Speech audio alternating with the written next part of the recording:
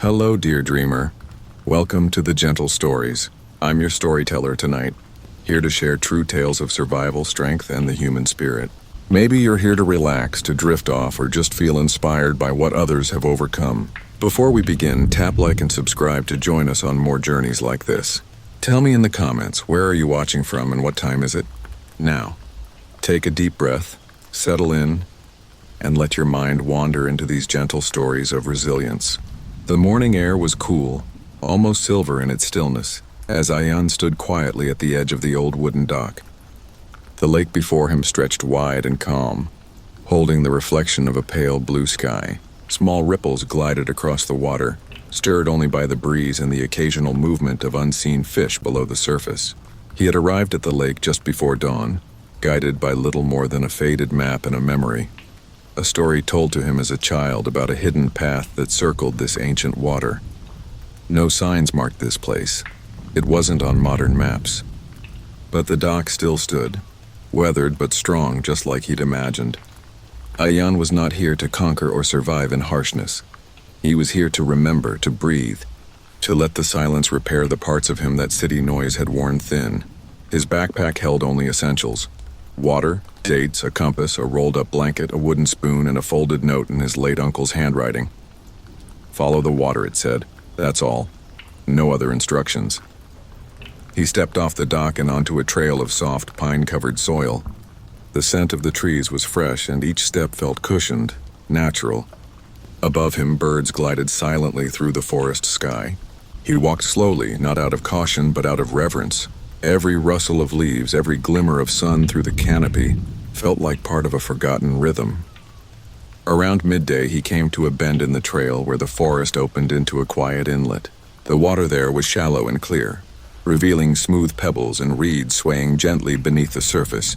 He sat on a fallen log, took out his dates, and chewed slowly, his mind quiet, his body relaxed. The breeze carried the scent of old wood and lake salt. Ayan leaned back, eyes half closed. He wasn't tired, just still. A kind of stillness that filled him more than movement ever did. After a while, he began walking again, the trail gently rising. It led him past trees twisted by time and boulders blanketed in moss. At the top of a hill, he looked down and saw the lake in its full expanse, a mirror to the sky. In that moment, he felt completely alone, yet entirely connected. As evening neared, he found a shallow cave near the shore. It was dry, clean, and just wide enough for him to lay his blanket inside. He built a tiny cooking fire, not for warmth, but for comfort, and boiled a little lake water to steep dried herbs he'd brought with him. The scent was earthy and soothing.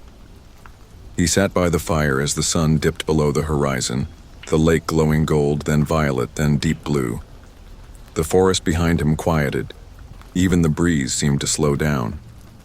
Ayan wrote briefly in his notebook just a few words. "The world is quieter than I remembered."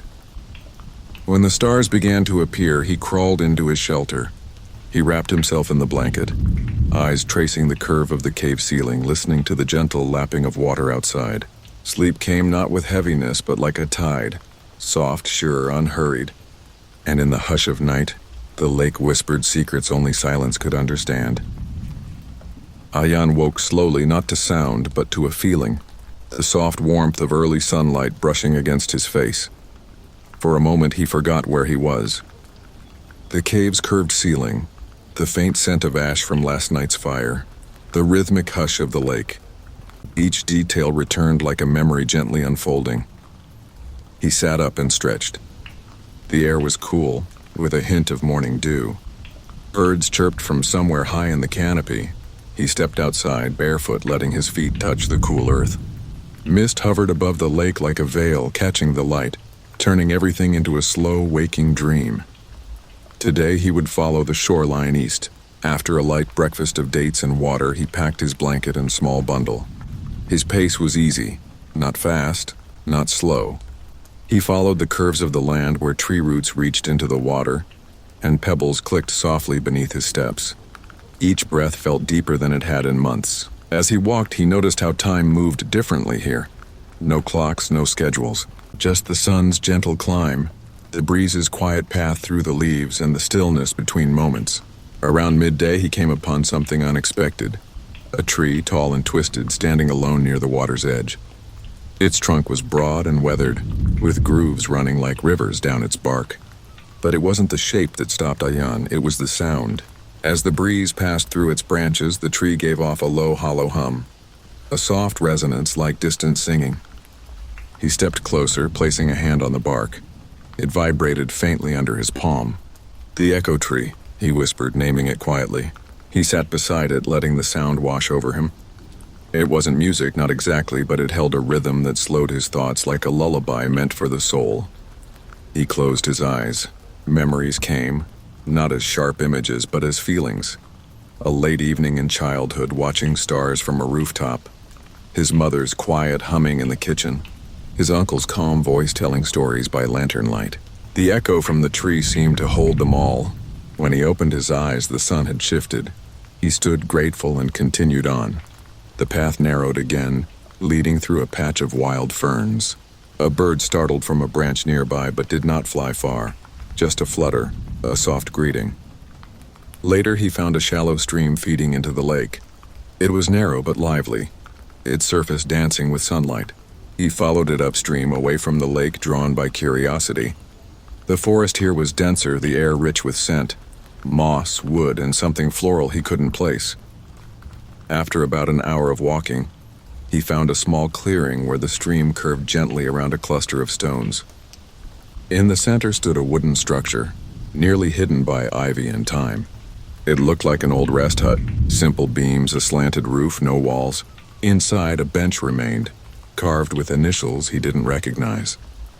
He stepped inside, brushing dust from the seat, and sat down. The stream gurgled nearby. Birds sang softly and leaves fluttered like whispers overhead. He took out his notebook and wrote, "Some places feel like they remember you, even if you've never been." He stayed there until the sun dipped lower, casting golden light through the trees. Before leaving, he folded a page of his notebook, tore it carefully, and tucked it into a crack in the bench. A small offering. A silent hello. As he made his way back to the lake, shadows lengthened and the air cooled. The echo tree came into view again, humming softly in the breeze. He smiled as he passed it, like greeting an old friend. He reached the cave just as dusk settled. Tonight he lit no fire. Instead, he sat quietly by the lake's edge, watching the sky turn from rose to lavender to deep indigo. One by one, the stars appeared. He lay back on the earth, using his folded blanket as a pillow. The cool ground supported him. The lake whispered. The echo tree sang in the distance, and the sky above was endless. In that quiet moment, Ayan felt no need to search for answers. The journey itself, slow and mindful, was enough. Sleep took him like a soft tide once again.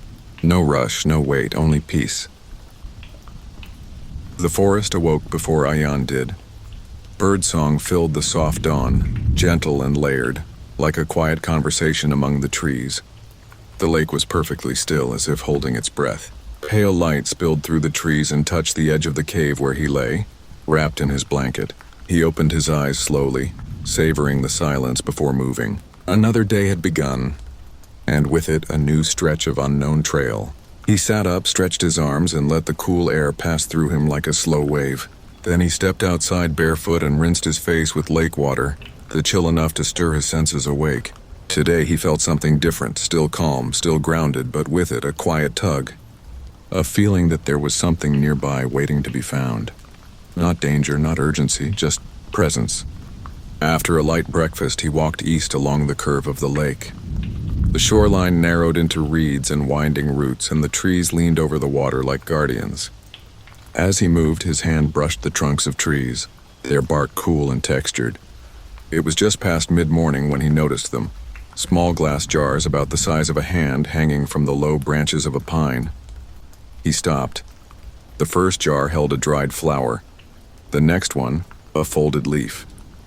Each was carefully tied with twine, swinging gently in the breeze. He followed them, one after another.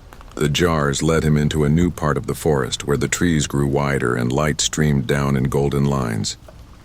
The jars became more detailed. Some held pebbles, others held feathers or strips of paper with faint writing. Each one was unique, but all hung at the same height like tiny lanterns showing him the way. He walked slowly, reverently. There was something sacred in this quiet arrangement, as if someone long ago had made a path not to be followed quickly, but to be noticed. Eventually, the jars ended at a circular glade. It was open to the sky, surrounded by tall birch trees that shimmered in the breeze. At the center stood a stone, flat, round, and waist-high, moss growing along its sides. Ayan approached it. There was no sign, no message, no explanation. Just the stone, still and sure like it had been waiting. He sat beside it and closed his eyes. The air here was different. Quiet not because it lacked sound, but because it felt whole. He didn't need to speak. Just being here was enough. The wind moved gently across his skin, and with it came a sense of memory. Not his own, but of the place itself, as if the land remembered every footstep ever taken here and welcomed his too. He stayed there for a long while, doing nothing, letting stillness rise up and soften his thoughts. He didn't feel alone. In this glade, surrounded by trees and jars and silence, he felt accompanied by something greater than words. Eventually he stood and bowed his head slightly toward the stone, not out of ritual but out of respect. Then he turned and began the slow walk back, tracing the jars in reverse. The sun was dipping when he returned to the lake. He gathered dry twigs and lit a small fire with care, the orange flame flickering gently in the growing dusk. He warmed a bit of water, added a crushed herb from his pouch, and held the wooden cup close as steam rose into the cooling air. Night settled in quiet layers, and Ayan sat with his back against a tree, watching the lake shift from silver to black. He took out his notebook and wrote only a few words. Some paths don't lead to places, they lead to peace. As stars scattered across the sky, he laid down once more under the whispering trees. The lake shimmered in moonlight. The jars, now far behind, still hung quietly, marking the path for whoever might walk next. And Ayan, wrapped in stillness, closed his eyes, breathing in deeply, breathing out slowly until sleep returned to him like an old friend. It began with the smell. Before Ayan even opened his eyes, the scent of damp earth reached him, soft and rich like the forest was taking a slow breath. A low murmur echoed in the distance, not thunder, but the hush of something coming. He stepped out of the cave and looked up. The sky was layered in quiet gray, the kind that made the greens of the trees deeper and more vivid. The air held stillness, yet carried the promise of gentle rain. He gathered a few branches from under the shelter of trees, arranging them near the cave in case the rain lasted. Then he took a slow walk down to the lake. The surface, once glass-like, was now textured with ripples from the breeze. He dipped his hands into the water and lifted them to his face. It was cold, grounding. The wind picked up slightly, brushing against his arms. Then, just as he turned to head back, it began. Soft drops like a whisper. Not heavy, not rushed. A light drizzle weaving through the canopy and onto the forest floor. Ayan smiled to himself, raising his hands to the sky. There was no need to rush to cover. This was not the kind of rain one escaped. It was the kind that welcomed you. He found a dry spot beneath a thick pine and sat on a bed of fallen needles. The rain became steadier, forming a rhythm. A soft drumming on leaves, a gentle tapping on stones. The forest changed around him. Birds quieted, and the air grew cooler. It was the kind of silence that asked nothing from you. Ayan let himself lean back against the tree trunk. His thoughts drifted. He remembered a childhood morning when he'd sat under an old balcony during a monsoon, watching water gather into puddles, racing to see which raindrop would reach the edge first. He remembered his uncle's voice, always calm, always steady, even in storms. He remembered his own quiet prayers in moments of confusion, whispered not for answers but for ease. This rain, now falling steadily around him, felt like a blanket, not of water but of mercy. After a while, Ayan stood and returned to the cave. He lit a small, careful fire just within the entrance, shielded from the wind. The flicker of the flame cast warm shadows across the cave walls. He boiled water and made a small infusion with herbs from his pouch. The scent was grounding, earthy with a hint of citrus. He wrapped himself in his blanket and sat near the entrance, watching the curtain of rain beyond. The lake was now dotted with thousands of rings, each one a quiet moment fading into the next. The forest shimmered in silver. That afternoon, time slowed even more. Ayan took out his notebook, and instead of writing words, he began to draw. Just simple lines, waves, trees, the shape of the jars from the day before. He wasn't a skilled artist, but it wasn't about the drawing. It was about noticing. He paused and listened. Somewhere in the distance, a branch cracked, not sharply but gently, like it had been waiting to fall. A bird called once, then went quiet. The forest wasn't asleep. It was simply at peace. As the rain continued, Ayan noticed the sound of droplets hitting hollow logs, the gurgle of a new stream forming along the trail, and the way mist gathered at the lake's edge like a story beginning to take shape. When evening came, the rain softened again, becoming mist. He stepped out and walked barefoot to the water's edge.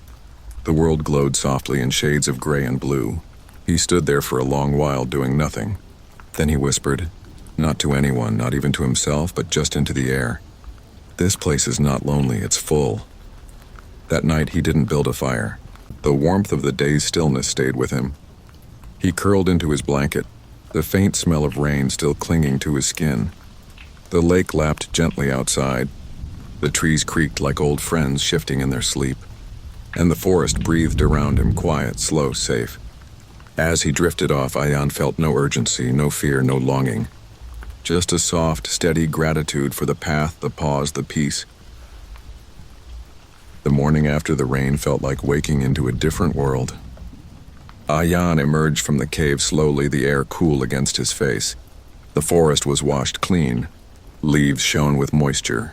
The ground was soft and fragrant, and the lake gleamed like silver silk in the pale sunlight. He stood for a long while, simply watching the way the breeze moved across the surface of the water, creating gentle ripples that shimmered and disappeared. In this place, nothing shouted. Everything whispered. After a light breakfast of dried berries and a sip of warm tea, he folded his blanket and tucked his notebook into his satchel. Today he felt drawn west, toward the trees beyond the ridge. The path there wasn't marked, no trail, no sign, but he trusted the pull. It wasn't about direction, it was about listening. The walk took him uphill through damp undergrowth, his feet brushing against ferns and moss-covered roots. Light filtered through the high canopy in soft beams. He moved slowly, pausing often, not out of tiredness but intention. Here every step felt sacred. Midway through the climb, he paused near a fallen log. Small mushrooms had grown along its base, pale and delicate like folded paper. A tiny frog watched him from beneath a leaf, unmoving. Even in stillness, life was abundant. At the top of the ridge, he found it. A circular grove, hidden and quiet, surrounded by slender trees whose trunks curved inward slightly, as if they were bowing toward the center. There was no wind here, only a soft, warm hush. The ground was covered in a thick layer of moss, inviting and springy beneath his feet. Light filtered through the leaves in dappled patterns. He stepped into the circle and felt something shift inside him. Not in a dramatic way, but gently, like water finding its level. At the center of the grove was a stone bench, simple and worn smooth by time. Ayan walked over, brushed off a few leaves, and sat down. His body exhaled almost involuntarily. It was as if the forest itself had invited him to rest, and so he did. He sat with no plan, no goal, and no question. The minutes passed without measure. A small bird landed nearby, tilting its head before hopping into a bush. A single leaf floated down and landed on his knee, trembling slightly before settling. Ayan didn't move. There was a depth to the stillness here, not emptiness, but fullness. The kind of quiet that allows you to hear what's already within you. Thoughts softened, like ripples settling after a stone has sunk. Memories drifted in, not sharp or painful, but warm and distant, like the smell of his grandmother's garden after rain, the creak of the old wooden swing in the courtyard, the flicker of candlelight during long, peaceful nights. He remembered, too, the feeling of rushing, of chasing days, of measuring time by deadlines and lists. How long had it been since he had simply paused?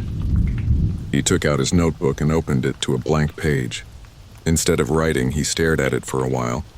The white space mirrored the moment, open, waiting, filled with nothing and everything. Then slowly he wrote, "Sometimes the most important steps we take are the ones we don't rush." He closed the book and placed it beside him on the bench. The forest remained quiet, as if agreeing. Later, he lay down on the mossy ground and let his eyes follow the patterns of branches overhead. The clouds moved slowly, lazily. He counted breaths, not to fall asleep, but to remember he was here now, alive still. As afternoon faded, he stood and bowed slightly to the grove. Again, not from habit, but gratitude.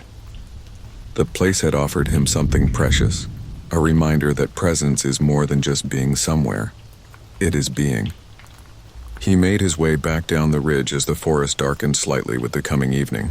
He returned to his cave, lit a small fire, and warmed his hands against it. The smell of smoke curled into the air like memory. That night, as he lay down to sleep, Ayan felt a quiet sense of return, not to a place, but to himself. No need for answers. No need for progress. Only peace. The wind changed that morning. It came not with force, but with purpose, a shift so subtle Ayan almost missed it. As he stepped out from the cave, blanket draped over his shoulders, he paused and lifted his face to the breeze. It carried a scent unlike the damp woods or still lake. There was something sweet in it, almost floral, almost familiar. He stood there for a moment, listening. Then he smiled quietly, picked up his satchel, and followed the wind. It led him northward, through thinner trees and softer undergrowth. The sun rose higher behind a veil of clouds, casting everything in soft, silvery light. His steps made almost no sound. Birds chirped nearby, but even they seemed gentler today, as if speaking in hushed tones. He passed under a twisted tree whose branches arched like a gate. Just beyond it, the forest opened into a clearing. Ayan froze, not out of fear, but wonder. Before him lay what seemed like the remains of a garden. It was no longer tended, no longer shaped by human hands, but the traces were there. Rows of stones lining shallow beds, the outline of a path winding between them. Wildflowers had taken over now, blooming freely. Tall grass danced between ancient rosemary and faded lavender. A broken trellis leaned against an old tree, still holding the memory of vines. Ayan stepped in slowly. He walked along the invisible path, brushing his fingers against the overgrown plants. There was no sign of who had once cared for this place, no carvings or tools. But something lingered. Gentleness, intention. At the center was a low wooden bench, moss-covered but sturdy. He sat, letting his breath settle. Here, time felt paused. In his notebook, he sketched the layout of the garden. He made notes of the plants he could recognize: sage, thyme, marigold. Even in its wild state, the space felt balanced. Not abandoned, just at rest. He closed his eyes and a memory surfaced. His mother's small garden on their balcony. How she'd hum while watering the pots. How she whispered to the basil like it was a friend. He remembered the way she'd pause after pruning a leaf, simply watching the sky for a while. Gardens weren't only made of plants. They were made of attention. Ayan opened his eyes and looked around again. He noticed a circle of stones near the edge of the clearing. Kneeling, he brushed away leaves and discovered an old ceramic bowl nestled in the earth. Cracked but still whole. Someone had once placed it there, perhaps to gather rain or offer water to passing birds. He rinsed the bowl at the nearby stream and returned it to its place. Then he gathered a few pebbles and arranged them around it, not to change the space, but to quietly thank it. He spent hours there, not working, not planning, just being. He observed a butterfly resting on a dandelion, watched ants carry a seed across the path, and traced patterns in the dirt with a stick. In the late afternoon, he brewed tea beside the bench using dried leaves he'd kept in his pouch. The steam curled in the golden light. He took a slow sip and let it linger. When the sun dipped low, casting long shadows across the garden, Ayan stood and looked around one last time. The breeze had settled. The flowers swayed gently as if nodding goodbye. He whispered softly, "You are not forgotten." Then, with slow steps and a calm heart, he made his way back through the forest. At the lake, dusk was painting the sky in colors too soft to name. He lit a small fire, wrapped himself in his blanket, and wrote in his journal beneath the stars. Even untended places can bloom with grace. Even silence can remember love. That night, as he closed his eyes, Ayan felt no need for questions or directions. The wind had brought him not to a destination, but to a memory made real. In sleep, like petals falling at dusk, came gently. The morning arrived slowly, wrapped in pale mist. Ayan woke to a world that looked softer, quieter. The lake was no longer glass or silver, but a smooth, milky gray, stretching into a sky that had forgotten its blue. Fog curled through the trees like silk, blurring edges, softening shapes. Even the forest sounds were muted. He sat at the cave's entrance, a warm cup in his hands, and listened. There was a different kind of stillness today, not the quiet of peace, but the hush that comes just before a change. It wasn't unsettling, only unfamiliar. The kind of stillness that asks you to pay closer attention. A loon called from across the water, its voice low and echoing. Ayan had not heard it before, not in all his mornings by the lake. The sound lingered long after it ended. He rose, wrapped in his blanket, and walked down to the lake. Each step made the mist shift slightly, parting only enough for him to see where to go. When he reached the shore, he sat on the same flat stone he had found his first night here. From there, he watched the fog breathe. The trees across the lake were only vague outlines now, shadows within shadows. The water lapped gently against the rocks, its rhythm slow and steady. Ayan closed his eyes and tried to match its pace with his breath.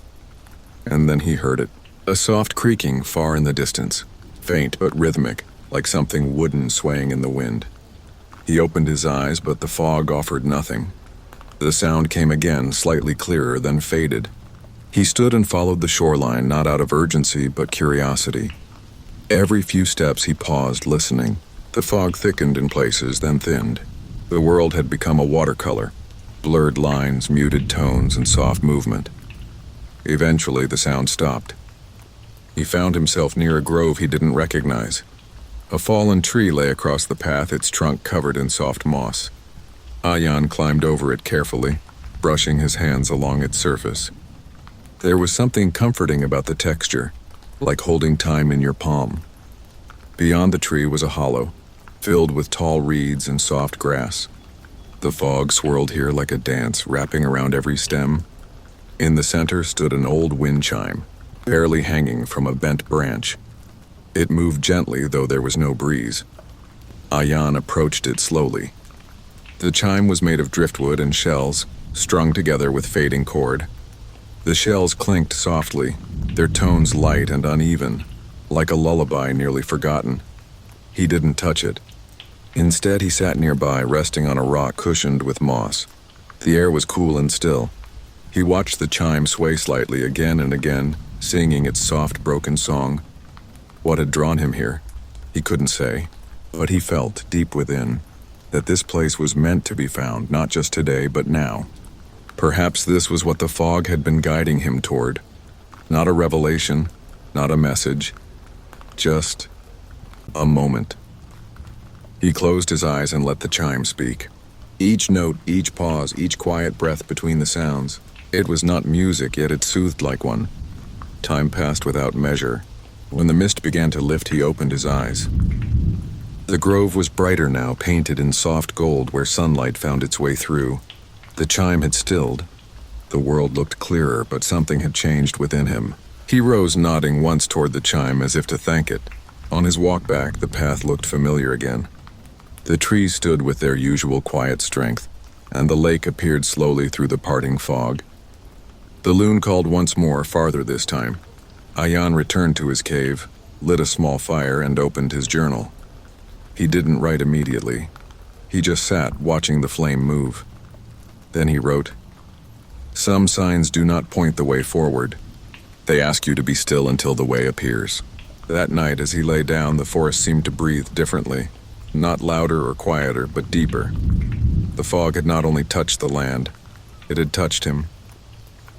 He closed his eyes, and sleep, like the mist, settled gently around him.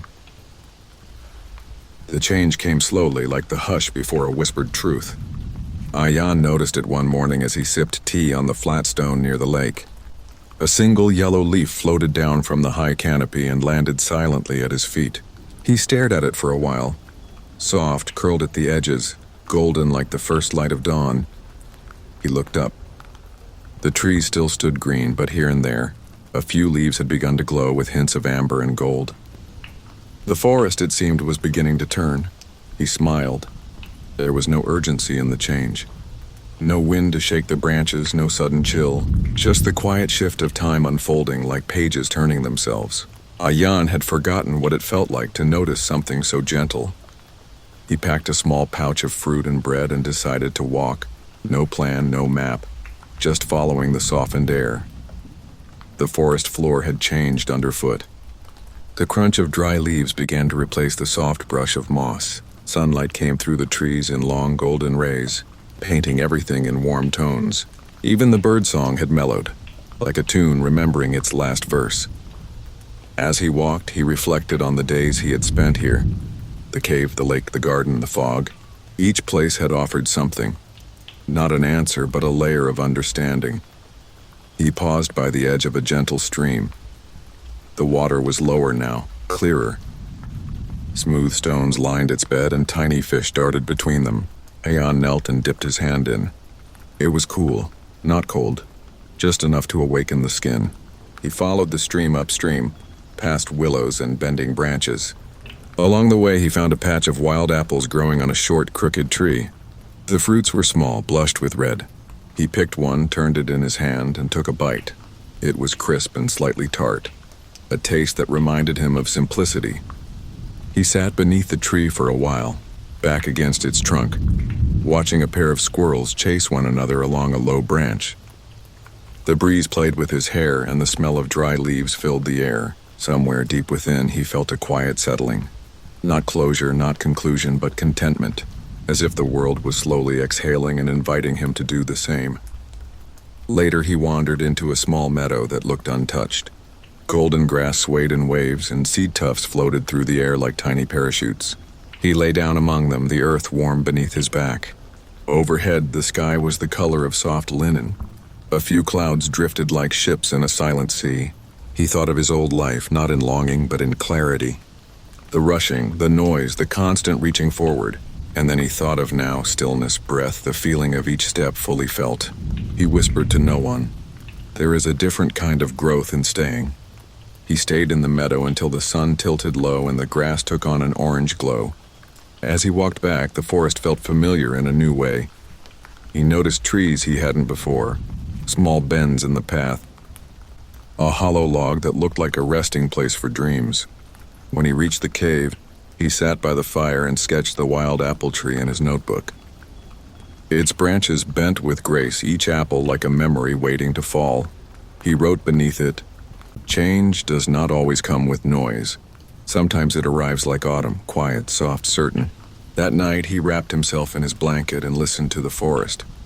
A few leaves rustled in the wind, drifting to the ground. The moon was gentle, casting light like a watchful eye. Ayan closed his eyes with the feeling of something sacred unfolding. And sleep like falling leaves touched him softly and carried him into the quiet. The forest was quieter than usual. Ayan woke before sunrise, the sky still dark with only a hint of soft gray at the horizon. There were no bird calls yet, only the slow murmur of leaves turning in the breeze. He stepped outside the cave, pulling his blanket around his shoulders, and stood facing the lake. Mist skimmed across the water, thinner than before. A few leaves drifted gently on its surface, circling in silence. He breathed in. There was something in the air, not a scent, but a feeling, like a thought resting just beneath awareness. The kind of feeling that visits before a goodbye, though no one has spoken a word. He turned his gaze upward. A single bird flew across the dawn sky, wings outstretched, alone but steady. It moved with direction, not in haste, but as though it had somewhere it needed to be. Ayan followed it with his eyes until it disappeared beyond the trees. That morning he made tea slowly, each step thoughtful. He didn't feel restless, but attentive, as if each moment had become more precious, more quietly significant. The sound of the boiling water, the soft clink of his cup, the way the steam curled into the chill of early light, everything felt full. He walked down to the garden clearing, the overgrown, forgotten place that now felt familiar. The flowers were fading, their colors softer. The marigolds bowed slightly, the sage turned gray-green. Even the bench had a thin layer of fallen leaves. Ayan sat there watching as small breezes stirred the garden. In his notebook, he sketched the vines now curling into dry spirals. He didn't feel sadness, only gratitude. After a long while, he stood and followed the path deeper into the forest, one he hadn't taken in several days. His steps were unhurried, his eyes open to every detail. A fallen feather on the moss, a rabbit track in the dirt, the shimmer of light through thinning branches. Then he saw it, something he hadn't noticed before. A tree with bark peeled in a perfect line, revealing a mark underneath. Not carved, not written, but natural, shaped like a crescent. Smooth and pale, almost glowing. He stepped closer and touched it gently.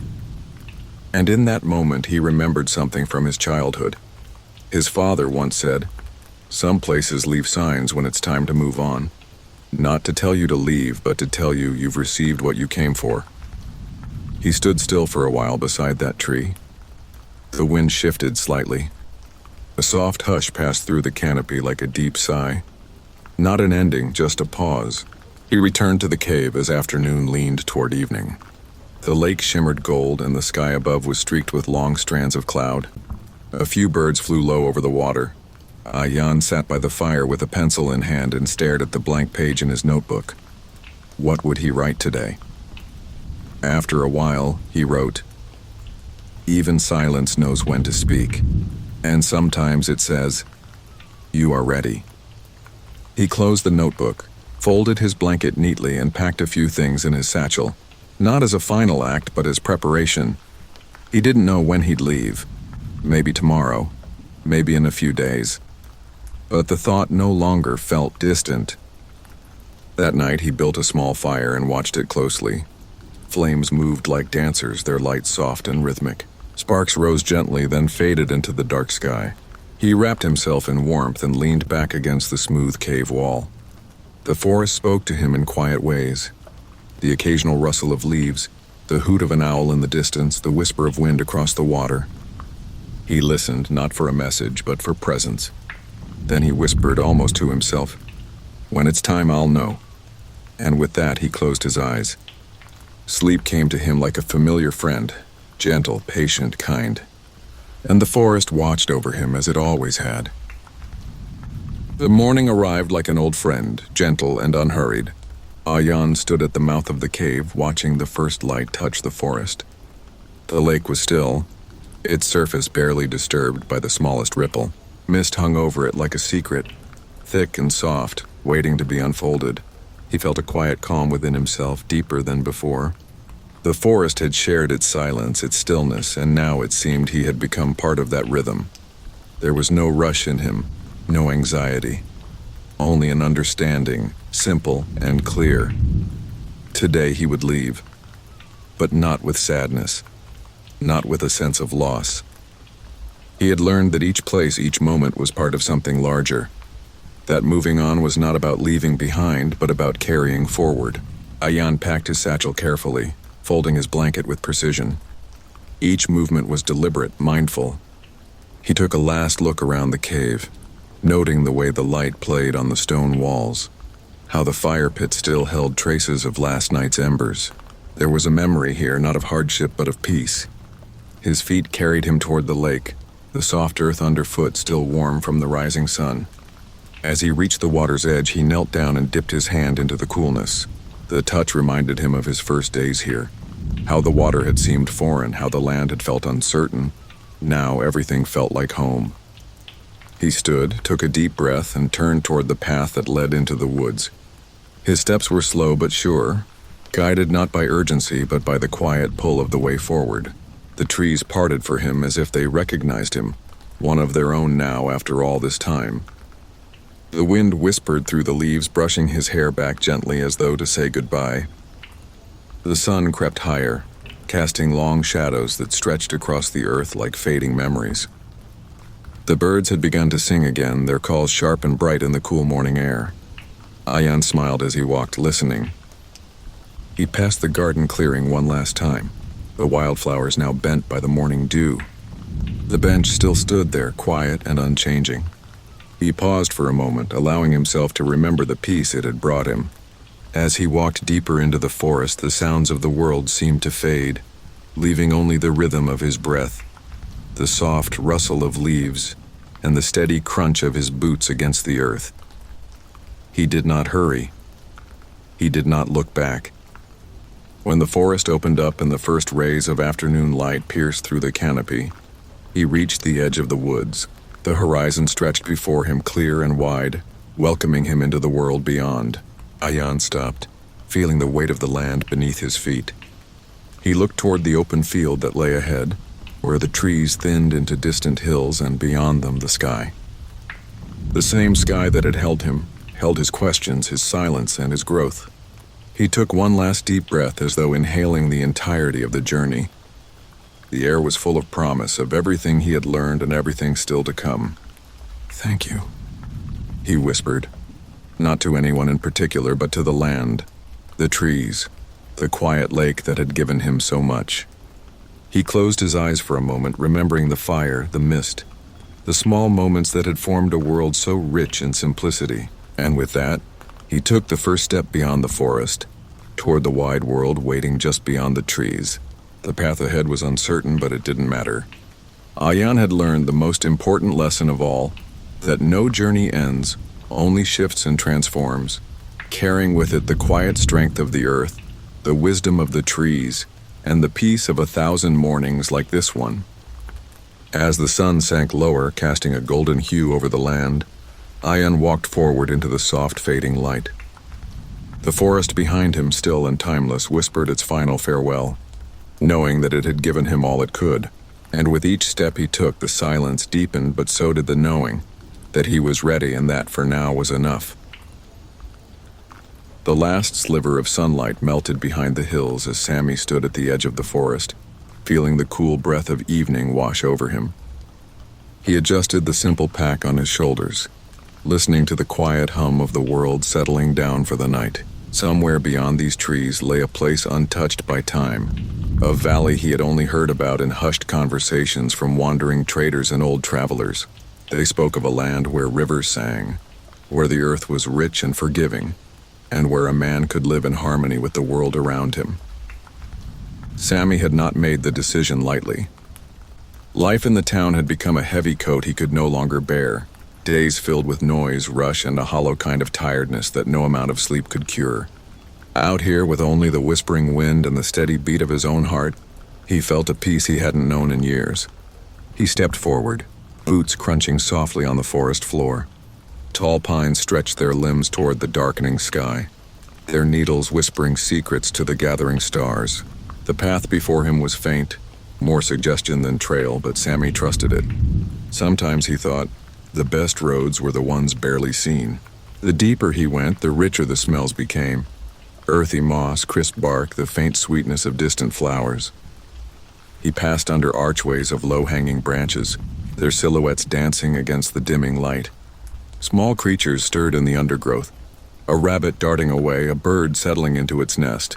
Everything moved with a slow, respectful rhythm, as if the entire forest were preparing for sleep.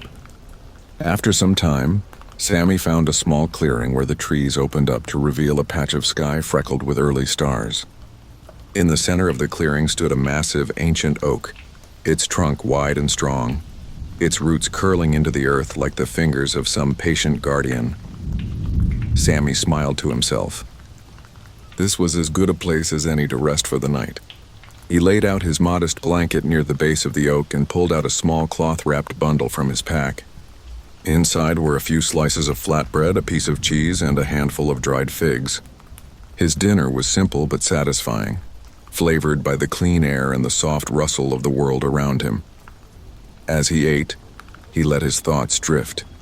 He wondered what the valley would be like. Would it be as peaceful as they said? Would he find the quiet life he had been longing for? Or would the journey itself be the real gift, the real lesson? The stars above grew brighter, crowding the sky with their silent songs. Sammy leaned back against the oak tree, feeling the sturdy strength of its bark against his spine. He looked up, tracing familiar constellations with his finger like a child. There was something comforting about knowing that these same stars had watched over travelers for countless generations before him. The night grew cooler. Sammy pulled his cloak tighter around him and listened to the sounds of the forest settling deeper into rest. Somewhere nearby, a brook chuckled over stones. The gentle rhythm of water over rock was like a lullaby, and Sammy felt his muscles relax, his mind growing quieter with each passing breath. He thought of home, of the small cluttered room he had left behind, the streets filled with hurried footsteps and restless voices. It was a world he still loved in some ways, but one that had stopped fitting him.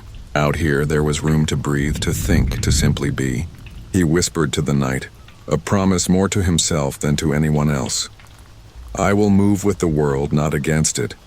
I will listen, and I will learn. Closing his eyes, Sammy let the gentle sounds of the forest draw him down into sleep. Dreams floated near the edge of his mind. Dreams of clear rivers, of green fields stretching as far as the eye could see, of days spent building something slow and lasting with his own hands. The journey had just begun. The valley still waited, silent and unseen beyond the folds of the hills. But for tonight there was only the quiet shelter of the forest, the patient watchfulness of the stars, and the steady beating of a heart finally in tune with the world around it. And as sleep claimed him, the forest seemed to breathe a little deeper, as if welcoming him home.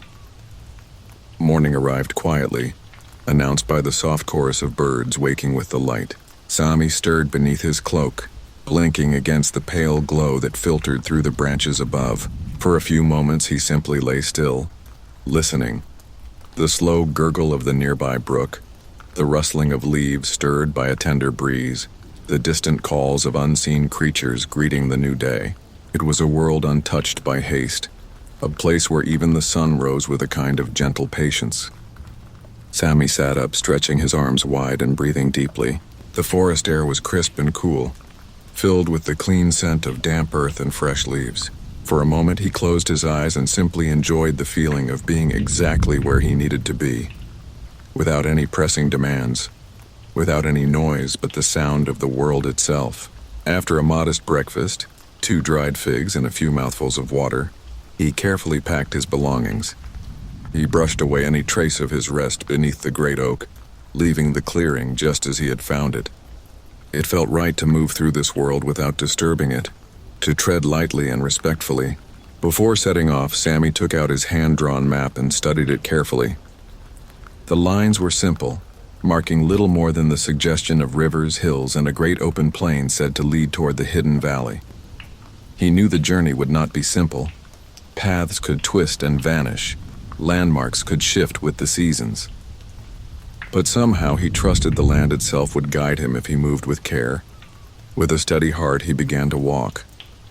The path twisted through the forest like a thread in an endless green tapestry. Sunlight dappled the ground, spilling in patches between the high branches. Sometimes the trail was clear, a gentle ribbon winding among mossy rocks and wildflowers. Other times it vanished altogether, leaving Sammy to choose his way by instinct alone. He learned quickly to read the forest's quiet signs, the way the moss grew thicker on one side of the trees, the faint traces of old animal trails, the subtle shift in the smell of the air when water was near. Each discovery filled him with a quiet satisfaction, a feeling of being slowly woven into the fabric of the land. Around midday he reached a ridge where the trees fell away, revealing a wide view of the landscape beyond. Sammy paused, shading his eyes with one hand. Rolling hills stretched toward the horizon, their slopes blanketed with swaying grasses. Here and there, patches of forest clung to the earth like dark islands in a green sea. In the distance, he could just make out a silver ribbon of river winding its way through the hills. It was beautiful, and it was vast. A small knot of uncertainty stirred in his chest. The scale of it all was humbling. Out here, there were no markers, no signposts, no familiar faces. Only the open sky and the long, unmarked way ahead. But instead of fear, Sammy felt a quiet resolve settle over him. He had left behind a life that no longer fit. He had chosen this path not for its ease, but for the truth he hoped to find at its end. He rested a while at the ridge, sipping water and nibbling a piece of bread, then set off once more. The trail now led down into a shallow valley where the air was warmer and scented with wild herbs. Bees hummed lazily from flower to flower, and dragonflies skimmed the surface of small pools fed by hidden springs. Here, too, the land offered gifts to the patient traveler. Sammy found a cluster of ripe berries growing along a thicket's edge. He picked a small handful, tasting their sweetness with gratitude, and filled a corner of his cloth pouch with a few more for the road ahead. Later, he came upon a fallen tree, its trunk hollowed with age and covered in soft moss. Beneath it, in the shaded earth, he found tender shoots of wild greens, another blessing. Gathering a modest portion, he added them to his stores, already planning a simple, nourishing meal for the evening. The sun began its slow descent, painting the sky with hues of amber and soft rose. Sammy searched for a suitable place to camp, and soon found a sheltered spot beneath a low cliff where the land rose in gentle, curving slopes. A small stream trickled nearby, its clear waters a welcome sight after the day's walk. Carefully, he set about making his camp. He cleared away loose stones and laid out his blanket on a patch of soft ground. Nearby, he arranged a few stones in a circle, preparing a place where he could safely light a small, controlled fire if needed. Sitting cross-legged, he ate a modest dinner, the gathered greens, a few berries, and some of his bread. The meal was simple, but it filled him with a deep contentment. Every bite was a reminder of the land's quiet generosity and his growing ability to live within its rhythms. As the last light faded from the sky, Sammy sat quietly by his little camp. He did not light a fire tonight. The stars themselves seemed enough. They filled the sky in a dazzling, endless display, their cold, bright light shimmering like a sea of distant lanterns.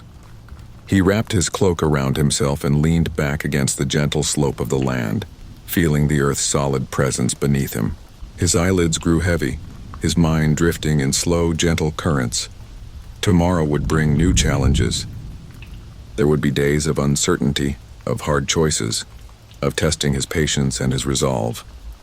But tonight, none of that mattered. Tonight there was only the soft murmur of the stream, the cool kiss of the night air, and the steady, reassuring presence of the world around him.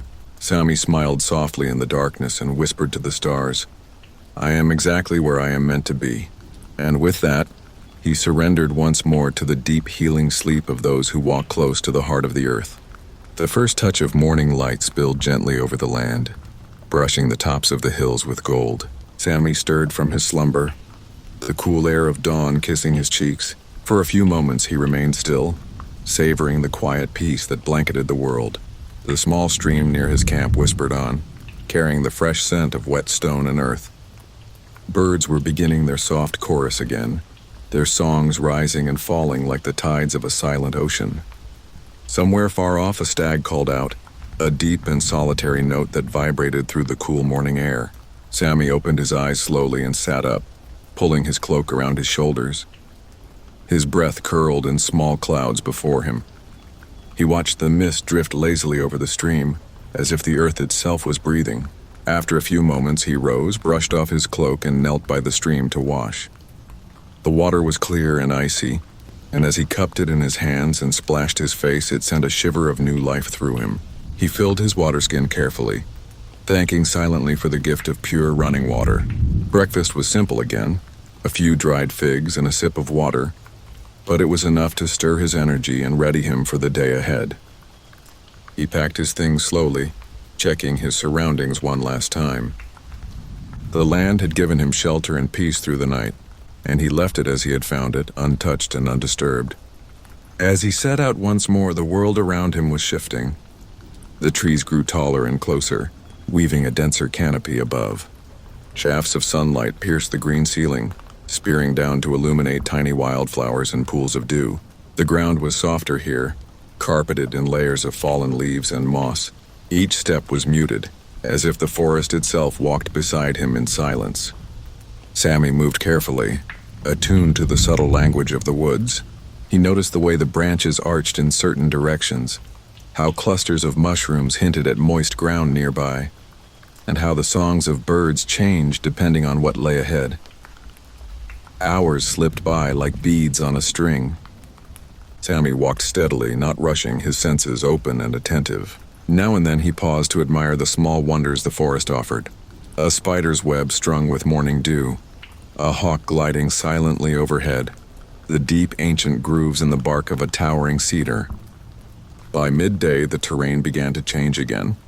The trees thinned, giving way to low, rolling hills covered in heather and scrub. The wind picked up, singing low songs through the grass.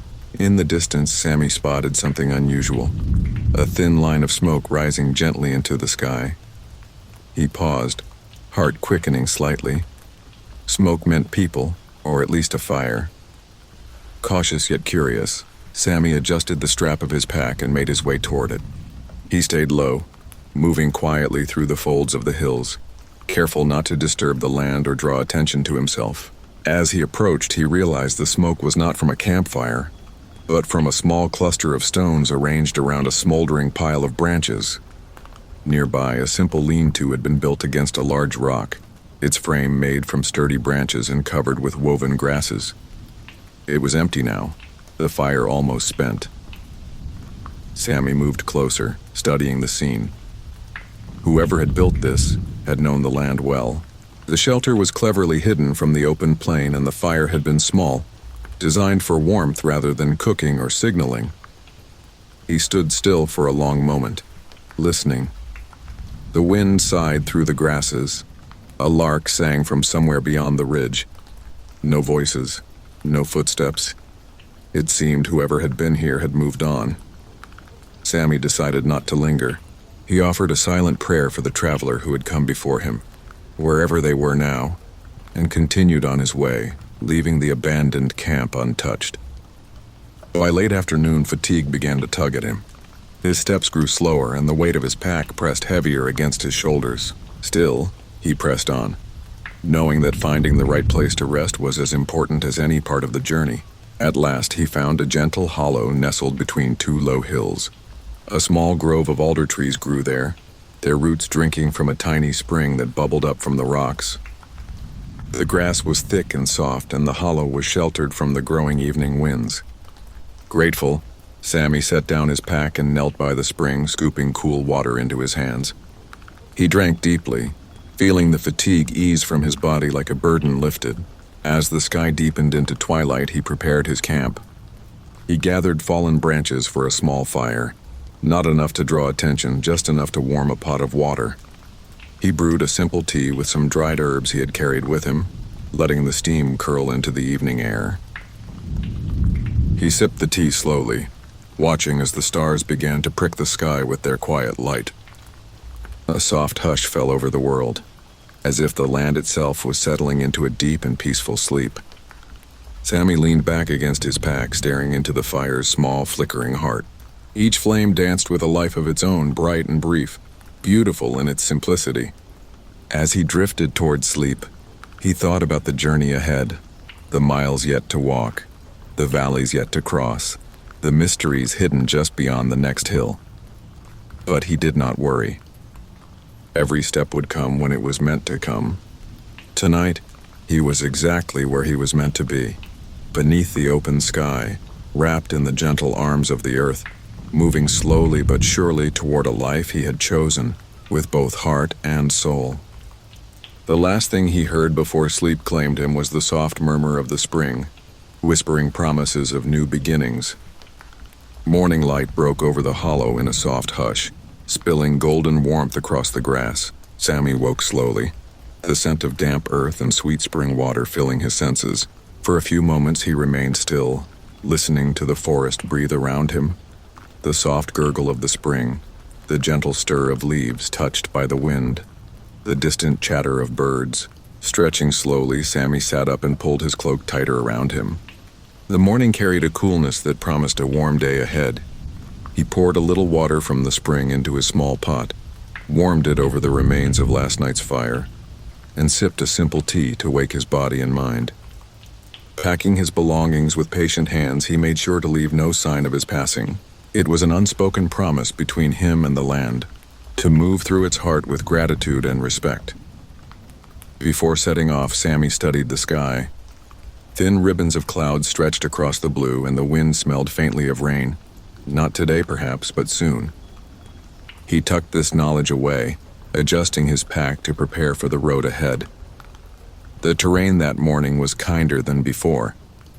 Gentle hills rolled beneath a sky wide and endless, the grasses whispering with each breath of the breeze. Sammy walked at an easy pace, enjoying the soft resistance of the earth beneath his boots and the rhythm of his steps.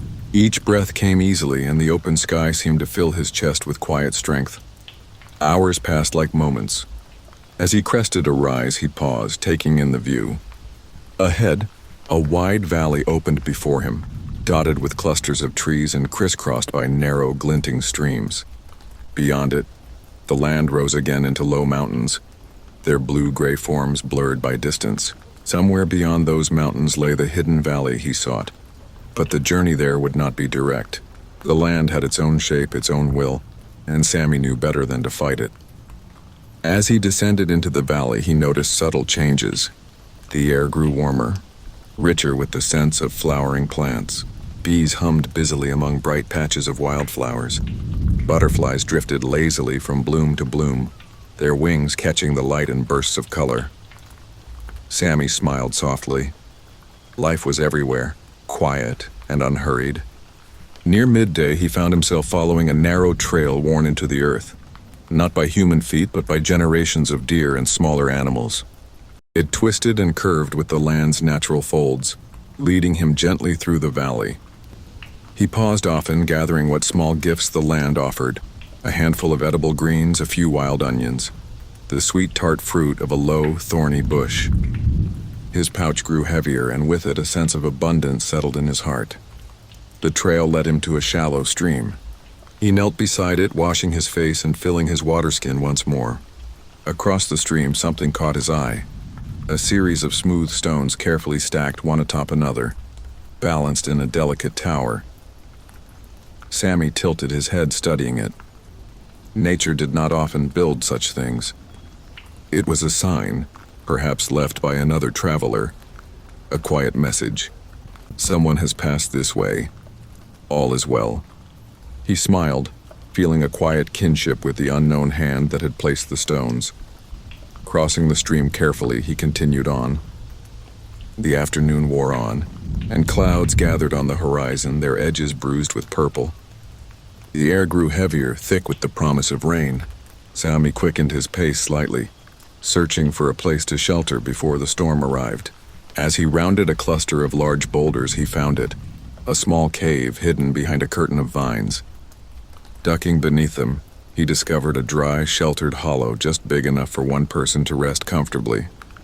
Grateful, he set down his pack and began preparing for the night. He laid out his blanket on the smoothest part of the cave floor and arranged a small circle of stones for a fire near the entrance, where the smoke could escape, but the rain would not fall in.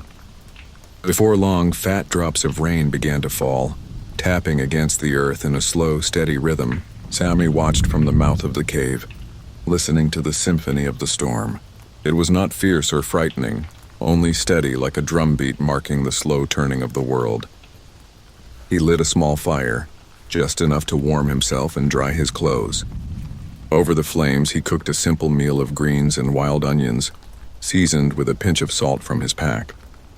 The scent was savory and comforting, filling the cave with warmth. Outside, the rain fell harder, forming small rivulets that traced patterns in the earth. Sammy ate slowly, savoring each bite. Every mouthful was a reminder of how little was needed to feel rich. After his meal, he leaned back against the stone wall, watching the fire's glow dance on the cave ceiling. The storm outside sang him a lullaby, its voice deep and endless. As sleep began to claim him, Sammy thought of the journey still ahead. There would be mountains to cross, rivers to ford, and many days when the path was hidden or uncertain. But tonight, none of that troubled him. He was sheltered. He was fed. And the earth itself seemed to cradle him in its timeless embrace.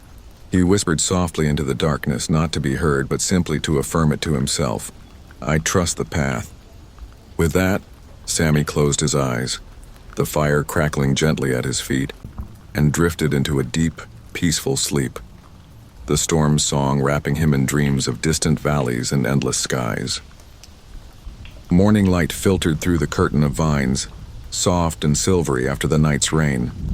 Sammy stirred beneath his blanket, the scent of damp earth and cooling embers filling the cave. For a few moments he lay still, listening. The storm had passed, leaving behind a fresh, living hush.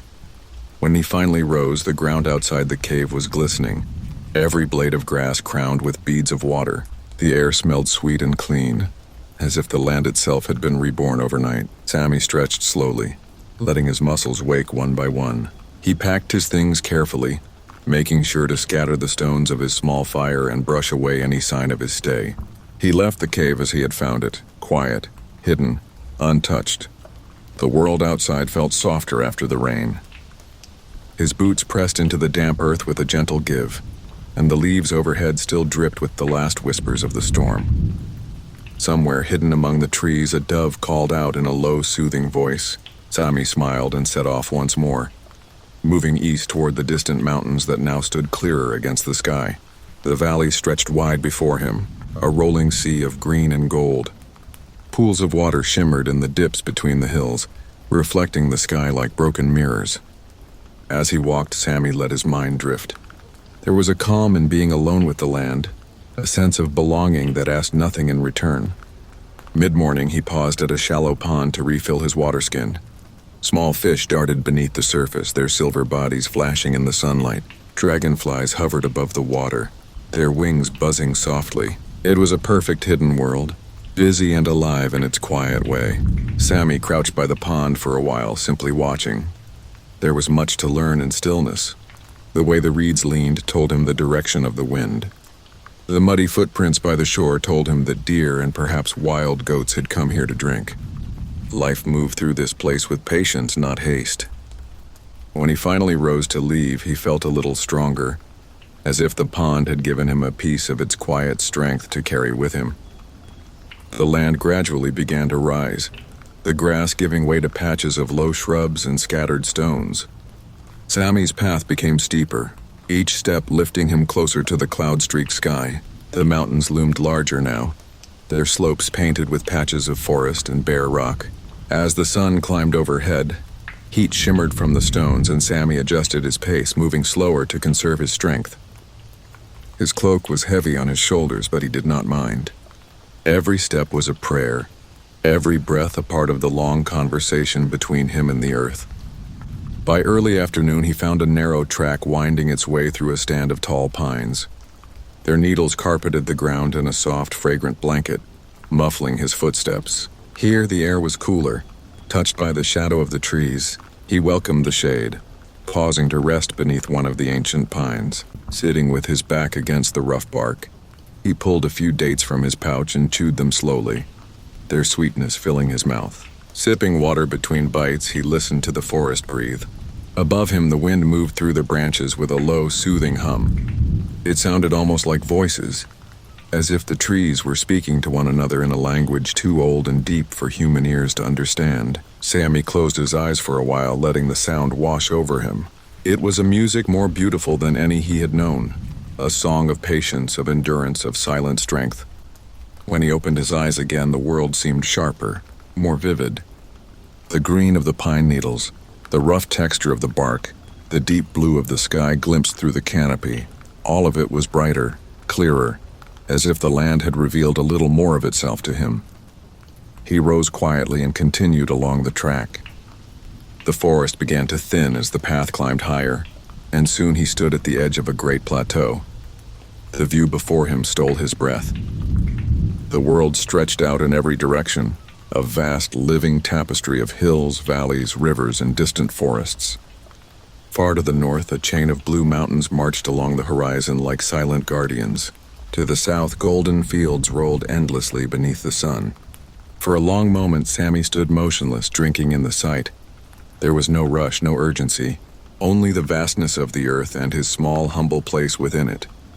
He set off across the plateau, the ground firm beneath his boots. Here and there, wildflowers pushed up through the cracks in the stone, bright flashes of color against the gray. Bees and butterflies moved from blossom to blossom, tireless and content. As the afternoon deepened, he found a series of standing stones, weathered and ancient, arranged in a loose circle. He approached them with quiet reverence. The stones bore no markings, no signs of their makers, yet they spoke of a time long before his own. Sammy walked among them, touching one of the stones lightly with his fingertips. It was warm from the sun, its surface rough and pitted. He wondered who had placed them here and for what purpose, but the stones kept their silence. Satisfied, he continued on. The sun was beginning to dip toward the horizon when he found a small hollow at the foot of a rocky outcrop.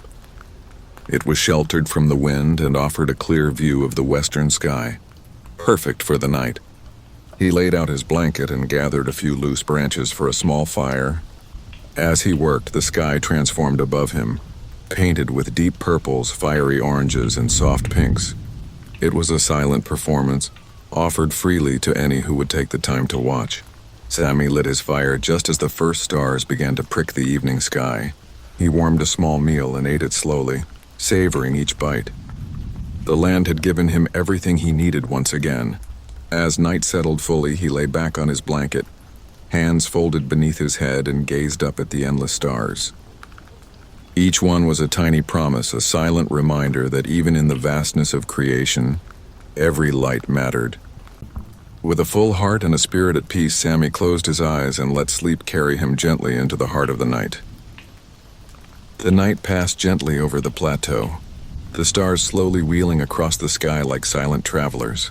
Sammy slept deeply, wrapped in the hush of the highland winds and the faint warmth of his small fire. When morning arrived, it did so with a soft golden light that crept over the stones and kissed the sleeping earth awake. Sammy opened his eyes slowly, the coolness of the dawn brushing against his skin.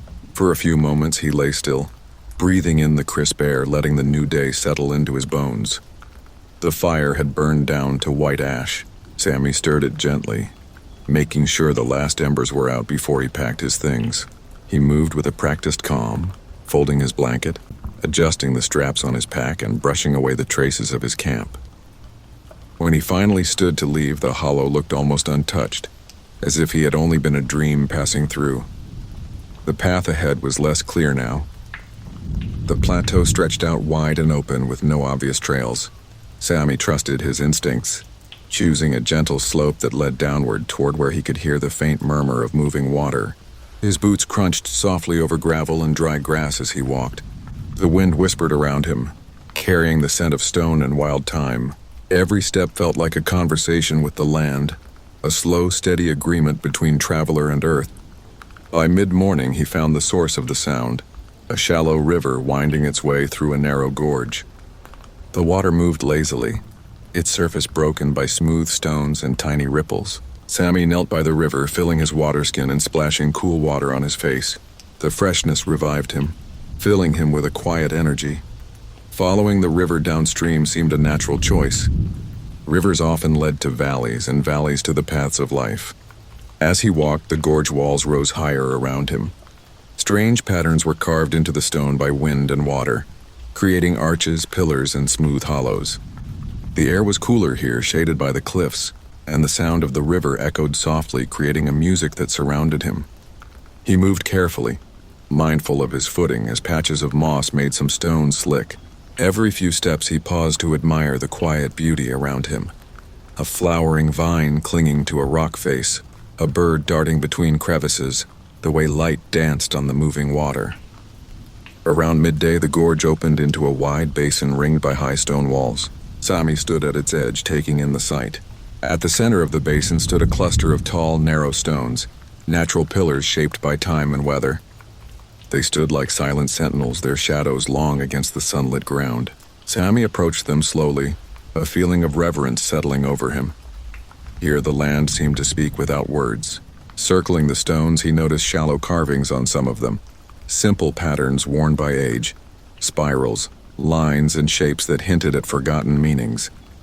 He traced one with his fingertips, feeling the roughness, the coolness of the stone. Whoever had lived here before had left no other signs, only these whispering markers in stone. Sammy chose a spot near one of the smaller pillars to rest. He laid down his pack and sat quietly, eating a few nuts and dried berries from his pouch.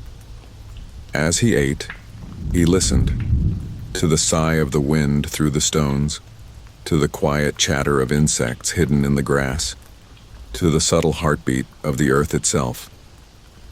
Time passed without urgency. When he had eaten, he stood and explored the basin further. Near the far edge, where the wall sloped upward, he found a narrow path leading toward a distant grove of trees. It felt like an invitation, and Sammy accepted it with quiet gratitude. The path led him gradually uphill, winding through clusters of wild lavender and low shrubs. Bees hummed around him, and the scent of the flowers filled the warm afternoon air. Despite the climb, Sammy felt light, as if the land itself were lifting him higher. When he reached the grove, he was rewarded with a breathtaking view. From a break in the trees, he could see beyond the plateau to the rolling hills that marked the edge of the mountains. The land spilled out before him like a living map, rivers gleaming like threads of silver, forests dark and dense, meadows golden in the fading sun. He sat at the edge of the grove, resting against the trunk of an old cedar tree. The bark was rough beneath his fingers, the roots steady beneath his back. Here he felt utterly at peace. The day waned, and the sky shifted from blue to a deep glowing amber. Sammy watched as long shadows stretched across the land, and the first stars began to appear. Knowing he would stay the night in the grove, he gathered fallen branches and built a small, careful fire. Its light flickered warmly among the trees, casting dancing shadows across the clearing. His meal was simple, just a few pieces of flatbread and the last of the wild onions he had gathered. Yet each bite tasted rich, seasoned by hunger and gratitude. After eating, he sat by the fire, his gaze drawn upward to the canopy of stars slowly deepening above him. The night was alive with small sounds, the crackle of the fire, the soft rustle of leaves, the distant call of an owl. Sammy listened, letting the night settle around him like a cloak. He thought of the silent stones, of the river's endless song, of the path that had brought him here. Each step, each breath was a part of a greater story, one he did not yet know the ending to, but trusted all the same. Lying back on his blanket, he stared up at the vast sky, feeling the earth beneath him steady and sure. "I am where I need to be," he whispered into the night. And with that quiet certainty warming his heart, Sammy drifted into sleep, the stars keeping gentle watch over him until morning. Sammy woke with the first stirrings of dawn, the cool air brushing against his skin as he unwrapped himself from his blanket. The fire he had built the night before had burned down to embers, and the warmth of the flames had faded, leaving only the faint glow of red coals in the hearth. He sat up slowly, stretching his limbs and letting the stillness of the early morning settle around him. The world felt different this morning, more alive somehow. The air was thick with the scent of pine, and the soft rustle of the wind through the trees was like a whispered invitation to begin the day. Sammy stood up and moved quietly, making sure to leave no trace of his presence in the grove. The first light of the sun had just begun to spill over the treetops, casting long, gentle shadows across the forest floor. He packed his things with the same deliberate care as always, moving slowly, taking in the world around him. His steps felt lighter this morning. The weight of the journey seemed to have eased, as if the earth itself had lent him a little of its quiet strength. As he adjusted the straps of his pack and set off down the narrow path leading out of the grove, Sammy found himself filled with a deep sense of peace. The valley stretched wide before him as he made his way toward it, the trees parting to reveal a vast, open expanse of rolling hills and meadows.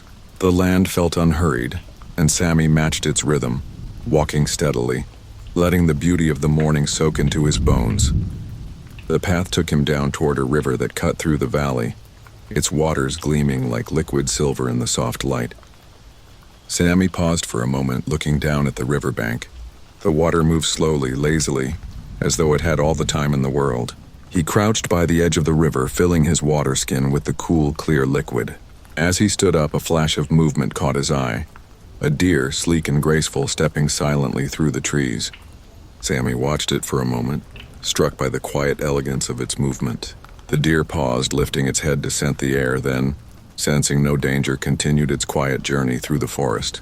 Sammy felt a wave of gratitude rise within him, grateful for the peace that surrounded him, for the life that moved through the land in its own rhythm. The path grew narrower as it wound its way through the valley. The forest here was thicker, the trees older, their trunks thick with the weight of centuries.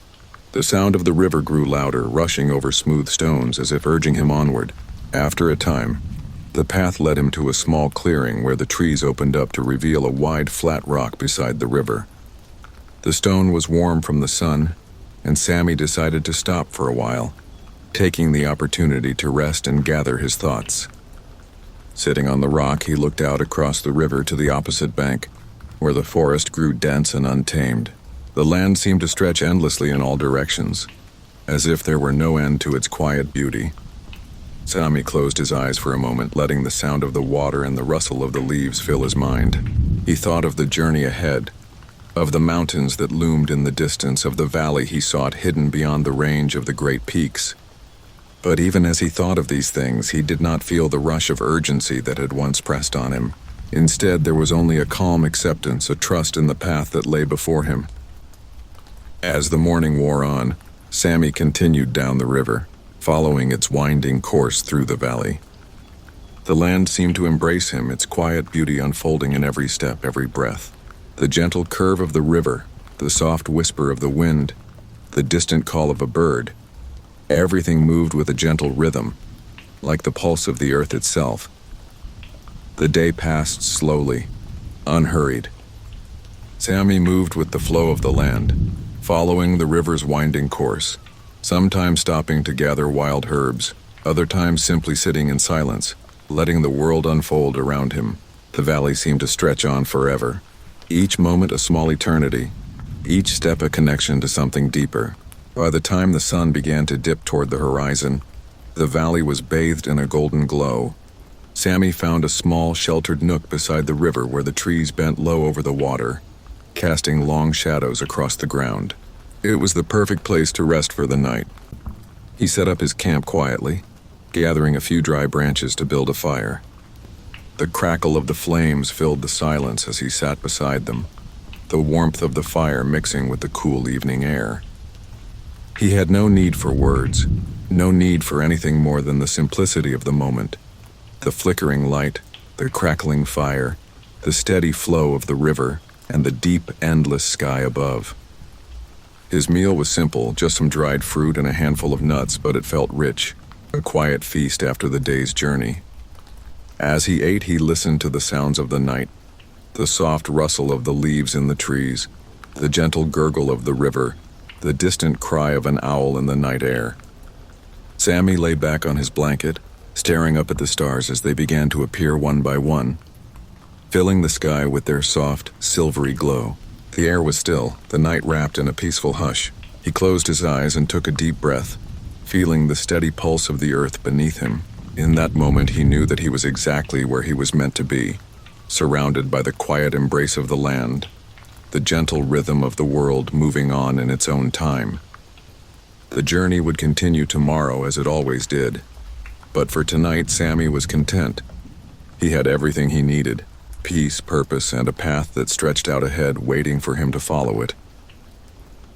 Sammy awoke with the first light of dawn, the soft golden glow creeping through the canopy above. The night had been peaceful, the fire now reduced to nothing but a pile of warm embers. He stretched slowly, feeling the coolness of the morning air on his skin. The world around him was still, the river beside him murmuring softly, its voice quiet and steady. The mountains stood ahead, looming silently in the distance, their peaks hidden in the mist of the morning. Sammy could feel the pull of them, a silent invitation calling to him from beyond the valley.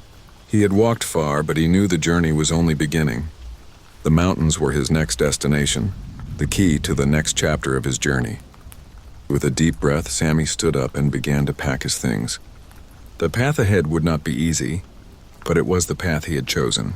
There was a certain comfort in knowing that his journey was guided not by haste or expectation, but by a quiet trust in the land and in himself. The fire was extinguished with a few carefully placed stones, and Sammy took one last look around the small nook by the river. It was as if the land itself had offered him shelter, a brief moment of rest before he moved on. With a final glance at the still water, he hoisted his pack onto his shoulders and set off, walking steadily toward the distant mountains. As he moved through the valley, the air grew cooler, the wind carrying a hint of something fresh and clean. The scent of pine and wild herbs filled the air, and Sammy found himself walking in rhythm with the land. each step guided by the quiet strength of the earth beneath his feet. The river's sound faded behind him, replaced by the soft whisper of the wind moving through the trees. Sammy walked with purpose, but also with patience. He was in no rush. The mountains would be there when he arrived, and each step along the way was just as important as the destination itself. By midday, the land had begun to change. The gentle meadows and rolling hills gave way to a steeper incline, and the trees grew denser. The air was thinner here, cooler and crisper, and the first signs of rocky terrain began to appear. Sammy could see the foothills of the mountains drawing closer, their slopes rising sharply against the sky. The path became more difficult, winding through jagged rocks and craggy outcrops. Sammy moved carefully, his boots finding steady purchase on the uneven ground. He had grown accustomed to this sort of terrain over the past few weeks, and the land seemed to open before him with each step. As he climbed higher, the valley below became a distant memory, swallowed by the vastness of the land. The trees began to thin, replaced by patches of dry grass and rocks. The air was thin here, and Sammy paused for a moment to catch his breath, letting the wind cool his skin. He gazed up at the mountains, their peaks now visible above the trees, their jagged faces standing tall against the sky. They were closer now, and the sense of awe that filled him was almost overwhelming. These mountains had stood for ages, their silent presence a testament to the timelessness of the earth. Sammy continued up the path, each step taking him closer to the foot of the mountains. The wind picked up, swirling through the rocks and carrying the scent of the higher altitudes with it. The sound of his footsteps was swallowed by the vastness of the land, and the silence around him grew deeper, more profound. By late afternoon, Sammy found a small plateau nestled between two ridges. It was sheltered from the wind, and a small stream ran through the center, its clear water tumbling over smooth stones. The perfect spot to rest for the night. He set down his pack and surveyed the area, grateful for the moment of peace. The air was cooler here, and the light from the setting sun bathed the valley below in a soft amber glow. Sammy built a small fire, the warmth a welcome relief against the chill of the evening air. As he sat beside the fire, he took in the view, the mountains rising before him, their sheer faces bathed in the fading light of day. For a long time he sat in silence, watching as the stars slowly appeared overhead. The fire crackled softly, its light flickering against the darkening landscape.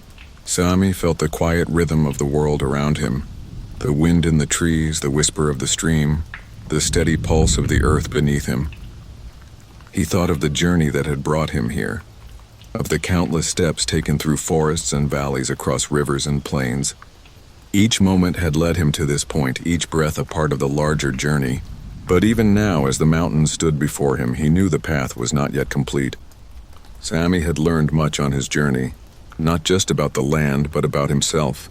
He had come to understand the value of patience, of listening to the world around him, of moving with the rhythm of the earth. Each step, each breath had been a conversation with the land, a dialogue that had shaped him in ways he could not yet fully comprehend. The fire burned low as the night deepened, the stars overhead bright and distant. Sammy lay back on his blanket, his gaze fixed on the sky. The mountains were still there, silent and timeless, waiting. Tomorrow the journey would continue. But for tonight there was only the silence of the mountains and the soft whisper of the wind through the trees. Sammy closed his eyes, letting the quiet of the night wash over him. The mountains would call to him in the morning, but for now he was content. The morning air was crisp and cool as Sammy stirred from his sleep. Overhead, the sky was painted with the soft hues of early dawn, gentle pinks and golds stretching across the wide expanse. The fire had long since burned down, and the cold earth beneath his blanket reminded him that the mountains demanded respect. Sammy rose slowly, savoring the calmness that came with waking in a place so far removed from the rush of the world. The stream beside his camp gurgled softly, its water clear and cold as he splashed a few handfuls onto his face. It was a simple ritual, but one that refreshed him, setting a steady tone for the day ahead. He packed his belongings carefully, making sure nothing was left behind. Every small mark he had made on the land would be erased, leaving the place as he had found it, quiet, untouched. The mountain still stood before him, Towering and majestic, their silent strength filling him with a quiet determination. The path now led steeply upward, weaving through rocky outcrops and narrow ridges. Each step required focus. The stones beneath his feet shifted and whispered with every movement. It was as if the mountains themselves were speaking, urging him forward, testing his patience and resolve. The climb was slow, deliberate. Sammy moved at a steady pace, his breathing deep and measured. Around him the world grew quieter still. The trees thinned even more, replaced by hardy shrubs and patches of moss, clinging stubbornly to the rocks. The wind carried a new sound now, a soft, low hum that seemed to rise from the stones themselves. As he climbed, Sammy paused often, not out of exhaustion, but to listen, to truly listen. The mountains spoke in their own language, a language of silence and stone, of ancient winds carving through timeless rock. In that language, Sammy found a strange comfort, a feeling of being part of something much larger, something eternal. By midday, he reached a high plateau where the land flattened briefly, offering a sweeping view of the world below. Sammy set down his pack and stood in awe. The valley stretched out endlessly beneath him, a patchwork of green and gold stitched together by the winding ribbon of the river he had followed. The sky overhead was vast and clear, the sun hanging low, casting a soft glow over everything. Sammy sat down on a smooth boulder, letting the breeze wash over him. He pulled out a small portion of dried fruit and nuts, eating slowly, savoring each bite. Every moment felt sacred here, every breath a gift. After resting, he rose and continued along the path, which now cut across the side of a steep ridge. The drop to his left was sharp and sudden, but Sammy moved with care, trusting his steps. The stones beneath him shifted at times, small pebbles tumbling into the abyss below, but the greater rocks held firm. As he walked, he came upon strange formations, pillars of stone worn smooth by centuries of wind and rain, standing like silent sentinels along the path. Sammy paused before one of them, running his fingers lightly across its surface. The stone was cool and solid beneath his touch, a silent witness to the passage of time. The path grew narrower as afternoon stretched into evening. Shadows lengthened and the light softened, giving the mountains an ethereal glow. Sammy kept moving, his pace steady until he found a sheltered alcove nestled between two great slabs of stone. It was a small space protected from the wind, with enough flat ground to build a modest camp. Grateful, he set down his pack and began gathering small pieces of dry wood from a nearby thicket. Soon a fire crackled softly, its light flickering against the stone walls. As the fire grew, Sammy warmed his hands by the flames, watching the smoke spiral upward into the darkening sky. The stars began to appear one by one, distant and cold yet comforting in their constancy. He sat quietly, reflecting on the journey. Each step had been a conversation with the land, each pause a moment of connection. The mountains had tested him, yes, but they had also welcomed him in their own silent way. Sammy prepared a simple meal, savoring the warmth of the food after the long day's climb. The fire's glow painted the stones around him in soft, shifting colors, and the night air was filled with the gentle murmur of the wind weaving through the rocks. After eating, he leaned back against the stone, wrapping himself in his blanket. The fire's warmth seeped into him, and the fatigue of the day settled heavily in his bones. But it was a good tiredness, the kind that came from honest work, from moving in harmony with the land. As he closed his eyes, the sounds of the mountain night enveloped him. The whisper of the wind, the occasional crack of a shifting stone, the distant cry of a night bird.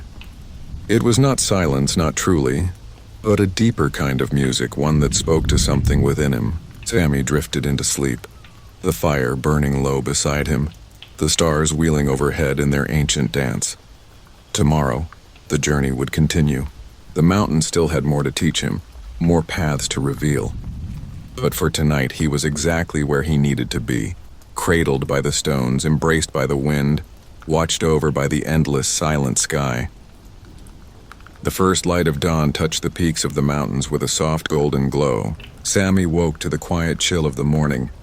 The fire beside him reduced to a faint smolder. He stretched slowly, feeling the steady beat of his heart, the gentle ache in his muscles, a reminder of how far he had come. Today was the day he would reach the other side of the mountains. The path ahead was steep and narrow, winding up through rocky slopes and silent cliffs. Sammy packed his few belongings, carefully stamping out the last warmth of the fire, ensuring no trace of his camp remained. He took a deep breath, letting the cool air fill his lungs, and set off. The climb was not easy. The stones were loose underfoot and the wind was sharper here, carrying with it the crisp scent of snow from the higher peaks. But Sammy moved with patience, his steps deliberate and sure.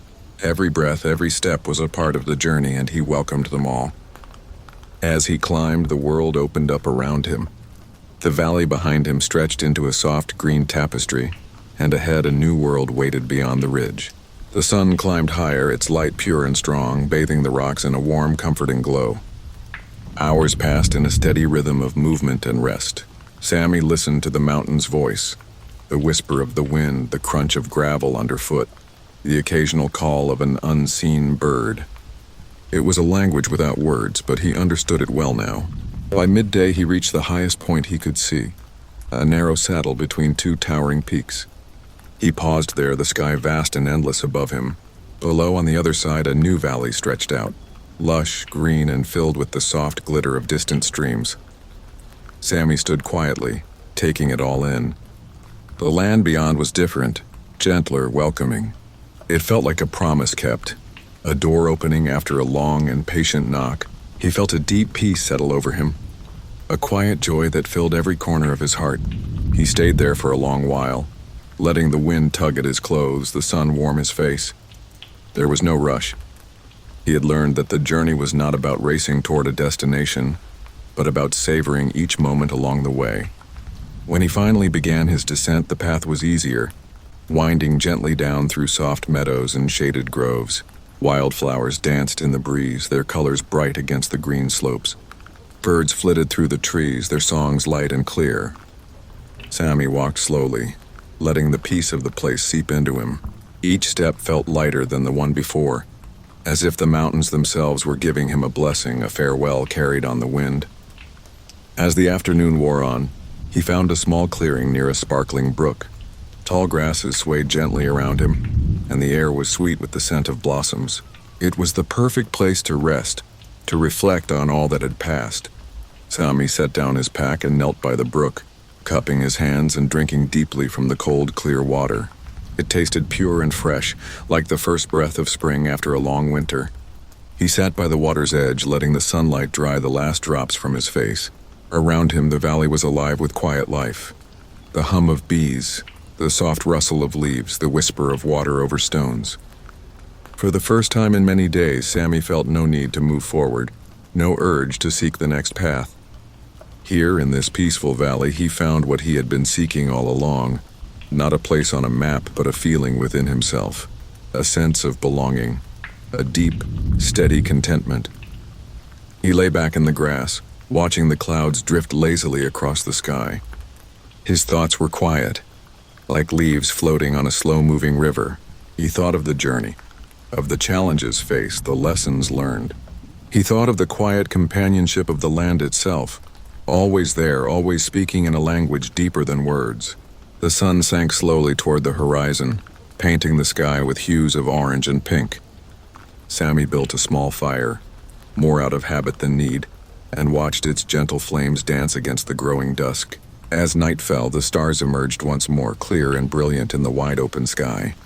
Sammy sat by the fire, his heart filled with gratitude for the journey, for the mountains, for the quiet strength he had found within himself. He understood now that every journey had its own rhythm, its own voice, and sometimes the greatest strength came not from conquering the path, but from walking it with patience, with humility, and with trust. Tomorrow, perhaps, he would explore further into the valley. Perhaps he would find a new path, a new journey waiting just beyond the next hill. But for tonight, he needed nothing more than this.